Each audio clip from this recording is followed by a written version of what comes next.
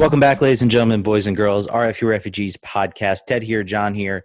We are joined by a very, very special guest, the man himself, the man, the myth, the legend, Bill Hamid. Bill, welcome to the show. How are you doing?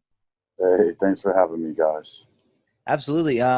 Let's just start. Let's jump into it. That was probably one of the more nuts DC United games I've seen in. Well, I haven't seen many DC United games in a while, so I guess it was pretty crazy. What was it like, sort of experiencing that out there? I thought it was fun. There I you thought go. it had a little bit of everything, a little bit of disappointment, um, a little bit of happiness, a little fire. And I thought it was just good to honestly get a competitive match under our belt, because you could see from the start of MLS's back tournament that, a few teams are rusty, a few players are rusty. That's just going to come with the territory. The fan bases around the league need to understand that we're coming off of a long hiatus where we weren't even able to see our teammates. We weren't able to play with our groups, and I think it was a good thing for us to get our first game under our belt, kind of just feel how it is in a match situation, measure out the field, get the kind of the gist of working in a unit again, and it was good. Yeah, so one of the peculiarities of this tournament and sort of the way that the fact that these games are being played in front of no fans is that you can hear everyone really, really clear. And the amount of time they had to dump the audio after a challenge was a lot. But anyway, you came in pretty loud and clear the whole time. You were, and it was interesting because you were staying upbeat and positive and encouraging. You were sort of telling everybody, particularly once the game started to drag on, telling people, encouraging them to keep closing down, keep running, keep filling space, which is, the hardest thing to do is run off the ball when you're tired and it's hot. Yeah.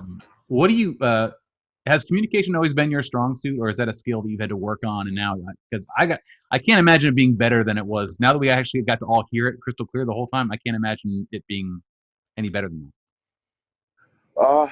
Communication is something I've had to work on, but it's always been a part of my game. I think the right communication is what I've had to work on throughout my career, in terms of giving the right tidbits of information at the right times. And I think a saying that most goalkeeper coaches kind of tell young goalkeepers is to put out the fire before it starts.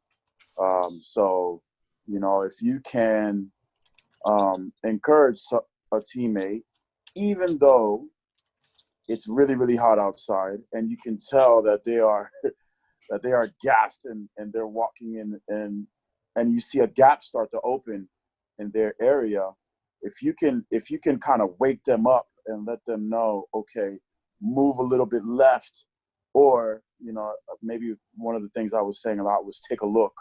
While the ball was moving side to side, the opposing team was moving the ball side to side. If you can encourage your players to take a look and see what's around them, I think that kind of helps close off the passing lanes where other teams can advance the ball. And you find that more often than not, if you get your guys in the right position before the fire starts, then we recover the ball in a good position to be able to counterattack. Right. And I think that the pressure that we kind of put on, for instance, the first goal, the pressure that we kind of put on, if you watch it over, on the center back to then Nick De Leon, the pass had to be perfect from Simon to Nick De Leon. The pass was a little bit off. We took advantage. We played a lateral pass to Felipe. I think it was Kevin to Felipe, and Felipe first time into Higuain. Placed it. While Simon was still wide, a little bit too wide from that missed pass. So it's all about the communication and the right communication to move guys left and right, up and back, to close off the passing lanes, make it more difficult, have good shape, and make it more difficult for the other team to advance the ball, win the ball up as high as possible, and then punish them because they're going to be spread out. Yeah, that first goal was absolutely classroom going, and such a great ball from Felipe Martins, and Yeah. I thought you said it really well. Wanted to talk a little bit. I mean, this is obviously an odd situation. I would argue for DC and TFC, this was an even weirder situation with having first the game on it was on Wednesday. I can't even remember what it's Friday. changed so many times. Yeah, and then it changed. Or sorry, Friday. You're right. And then it changed to Sunday and morning, and then it changed again. How do you, as a player, sort of keep yourself focused and it can't be easy to be like, okay, we're playing this day, and then nope, now we're playing this day, and just trying to keep it's got to be antsy to be like, when are we actually going to get to actually kick a soccer ball? Yeah. Yeah, I think we were antsy to get in a real game, because you can train all you want day in, day out. You can have 2 training sessions a day. It just doesn't replicate a full 90-minute game. It just doesn't translate, because once you get in the game, it's high energy. It's one mistake can get you punished, but one mistake can be the reason as to why your team is successful. In training, that one mistake, you maybe have an earful, or your teammates maybe encourage you, and you move on to the next drill. You do better in the next drill, and then it's all forgotten about. So it's just different.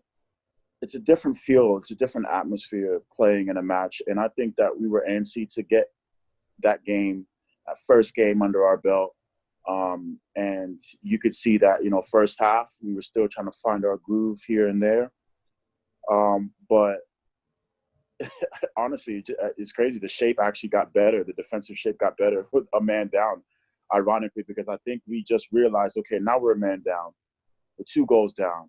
We got to prevent this thing from getting to 3, split the differences between their players, have a good shape, be difficult to break down, and make the most of it. And their chances were limited. I mean, they had a chance of free kick.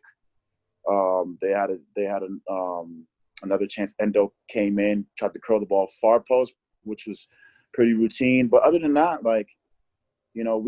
we were able to kind of frustrate them and stop them from getting the 3rd goal. And I think that's a benefit to us, and kind of just pushing through what was essentially our training camp and just getting into this first game. One more question, and speaking of making them frustrated, and we would be remiss if we didn't talk about sort of the bad blood after the whistle. We'll keep this high level, not get anybody in trouble. But it sounded like there was a little bit of disrespect perceived by DC from Toronto, and that disrespect for me, I thought it kind of continued. Michael Bradley said when he was talking about the game today that for a team that has the standards we do, that there's no way that we should let a team like that back into the game. So after all that build up, whatever happened or didn't happen, the comeback. We got championships. I don't understand what in the world that means. We got more championships than them. So I don't know, but not a student of history. He's going to have his own opinion. That's fine. That had to feel pretty good, though. I think it was obvious, by the way, sort of everyone's response after that second goal and after you closed it out in the save and the stoppage time. That had to feel real good against this team. Yeah, I felt great. And unfortunately, maybe it makes for good TV. I don't know. It did. I guess the fans enjoy that. I can see how much the fans are talking on social media and the engagement. Maybe MLS enjoys that, But I tell you what, I think we enjoy that. Don't want it to get violent. You don't want there to be bad blood, but I think the elements kind of created that.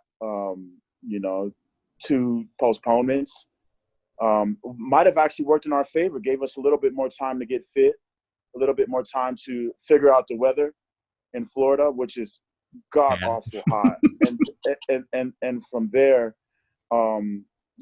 I guess the heat and pushing through 90 minutes, I'm sure it was their first time being able to play against real opposition because of these COVID times.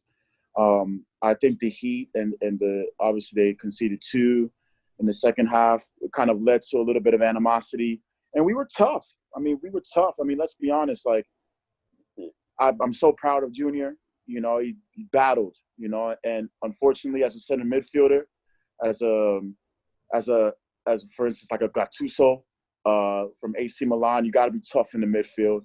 You gotta break up play, and it happens. I told the referee I thought maybe you could have gave him another warning, but it is what it is. I'm proud of him for battling, and we kept battling. Felipe battled, our center midfield, our wingers battled, ran up and down. The players who came off the bench battled. It was tough for us, but I think that these things are going to happen in this sort of environment. There are no fans in the crowd. We kind of forget about that and just start focusing on we're in the middle of a match, and I'm sure. Hopefully it doesn't get violent, but I'm sure you'll see other dust-ups in other teams' matches. So it's just competition. It's just competing. I hope the fans understand that, and I hope they actually enjoy that good TV. Yeah, speaking of the fans, I want to make sure that we shared a message we received from a whole bunch of people and saying that they wanted to make sure that you guys knew that we appreciated that you're all sort of taking a risk being down there and you're away from your families and you're in sort of a weird environment. Yeah. And that it's really appreciated and known and valued by all the fans. So we really want to thank you and all the players for doing that. And also want to thank you for taking time after a physically and emotionally draining morning. Hopefully you get a good 8 to 10 hours tonight. And I want to make sure that you can go to you get running to your next thing. I just wanted to say thank you for joining us. And I just wanted to let you know that I broke the signing, the story of your signing. I beat Steve Goff to like 5 minutes back when I had inside. So that's my journalistic claim to fame that will never be topped. Which one? The first one or back from Denmark? The first one, the signing from the academy. You're an original. You're really an RFK refugee. OG. Yep, that's the story. But Bill, thanks for joining us. We really do appreciate it. Yeah, and all the fans out there, thank you guys for the kind messages and support. We see the messages in our hallways. They've been consistent in posting all these new messages and postcards that you guys are sending. We wish we were in front of you guys. That would be so amazing to be able to walk out on Audi Field and represent the city. But hey, we got to do it from afar. Our next game is either Thursday or Friday against New England. Enjoy the watch party at Union Market, and please root for us, pray for us, and we're gonna do it for you guys and do it for ourselves and our families. So, Vamos United. Always. Thanks, Bill. Thanks, Bill.